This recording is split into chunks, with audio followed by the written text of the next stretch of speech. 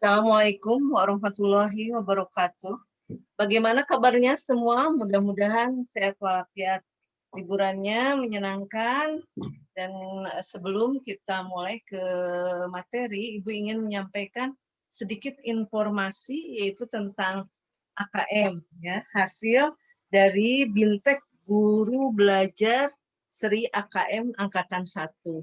Nah, apa itu asesmen kompetensi minimum atau AKM? Nah, insya Allah ini kelas 11 itu akan menyelenggarakan AKM nanti bulan Maret tahun 2021. Nah, kenapa pemerintah menyelenggarakan AKM? Nah, ini ada beberapa latar belakang. Yang pertama yaitu hasil PISA membuktikan bahwa kemampuan belajar siswa pada pendidikan dasar dan menengah kurang memadai.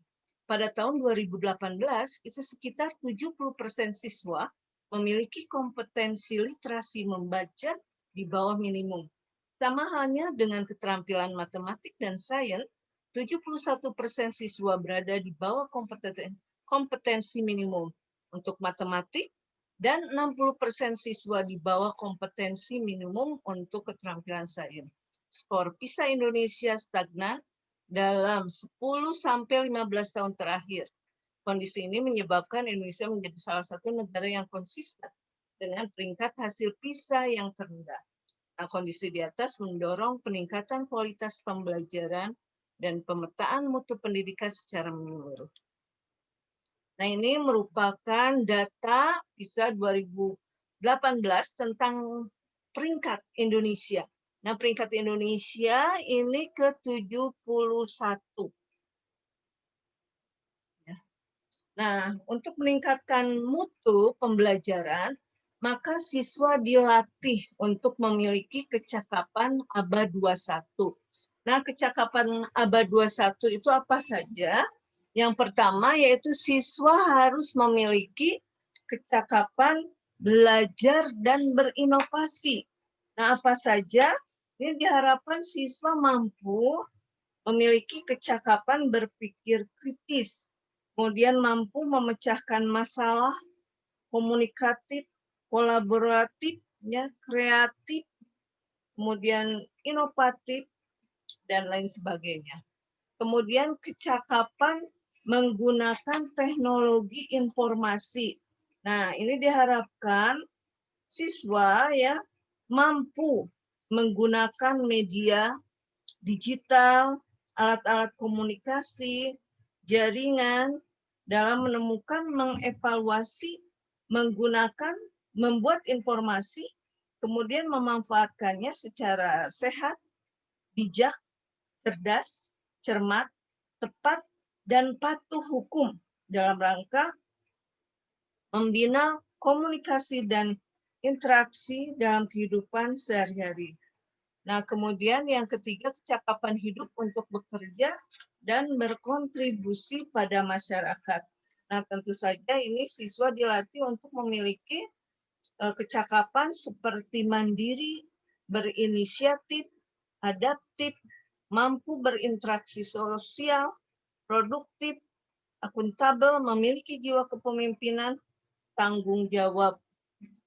Nah, kemudian karakter Pancasila yang ingin dicapai oleh siswa yaitu siswa memiliki karakter beriman, bertakwa kepada Tuhan Yang Maha Esa, kemudian memiliki karakter mandiri yaitu tidak bergantung pada orang lain, mempergunakan segala tenaga, pikiran untuk merealisasikan harapan, cita-cita, kemudian kerja keras, tangguh, tahan banting, dan memiliki daya juang yang tinggi serta berani.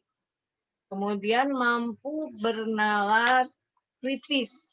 Ya, jadi siswa diharapkan mampu menggunakan pemikiran naral dalam mengolah data dan argumentasi, kemudian mampu menguji hasil lewat analisis. Kemudian berkebinekaan global, kemudian bergotong royong, ya, memiliki semangat kerjasama, menyelesaikan persoalan bersama, memberikan pertolongan, solidaritas, tolong-menolong, sikap relawan, ya, dan kreatif. Nah, kemudian konsep asesmen nasional. Ini merupakan program penilaian terhadap mutu setiap sekolah, madrasah, dan program kesetaraan pada jenjang dasar dan menengah. Nah, konsep asesmen nasional ini terdiri dari 3, yaitu AKM. AKM ini mengukur kompetensi mendasar, yaitu literasi membaca dan numerisasi siswa.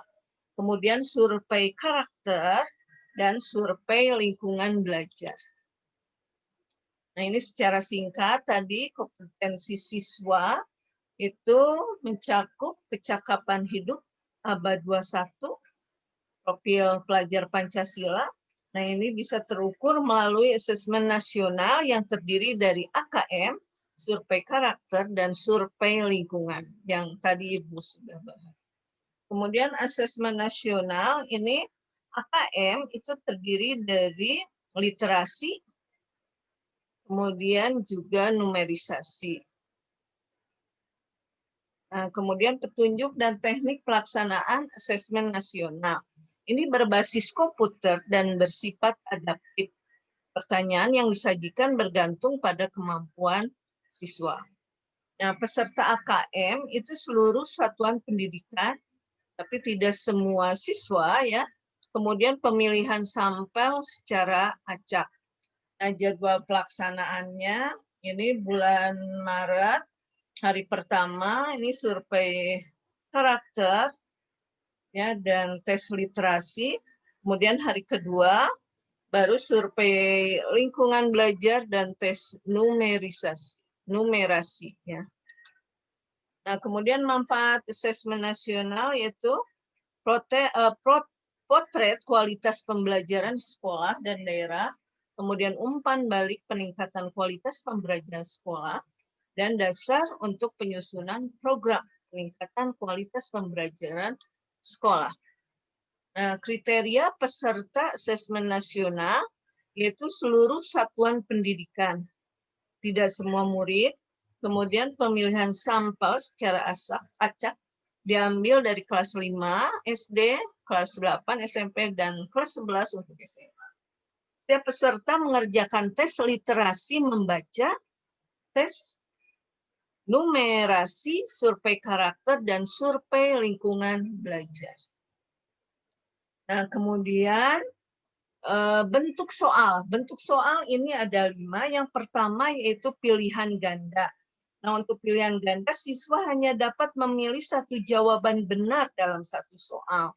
Kemudian yang kedua, pilihan ganda kompleks. Siswa dapat memilih lebih dari satu jawaban benar dalam satu soal. Kemudian ketiga, menjodohkan. Siswa menjawab dengan cara menarik garis dari satu titik ke titik lainnya yang merupakan pasangan pertanyaan dengan jawabannya. Kemudian yang keempat, isian singkat. Siswa dapat menjawab berupa bilangan, kata untuk menyebutkan nama benda, tempat, atau jawaban pasti lainnya. Yang kelima, uraian. Siswa menjawab soal berupa kalimat-kalimat untuk menjelaskan jawabannya. Nah, ini ya untuk kelas 11. Ini soal terdiri dari 36 soal ya untuk kompetensi literasi dan 36 soal untuk kompetensi numerasi. Kemudian komponen AKM literasi membaca. Nah, ini kontennya terdiri dari teks informasi dan teks fiksi. Kemudian proses kognitif ini menemukan informasi, interpretasi dan integrasi, dan evaluasi dan refleksi.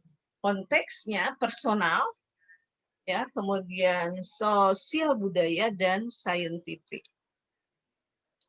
Nah, ini merupakan contoh soal literasi, yaitu kebanyakan itu dari teks. Kemudian contoh soal numerisasi. Ya, barangkali hanya itu yang dapat Ibu informasikan. Terima kasih atas perhatiannya. Wassalamualaikum warahmatullahi wabarakatuh.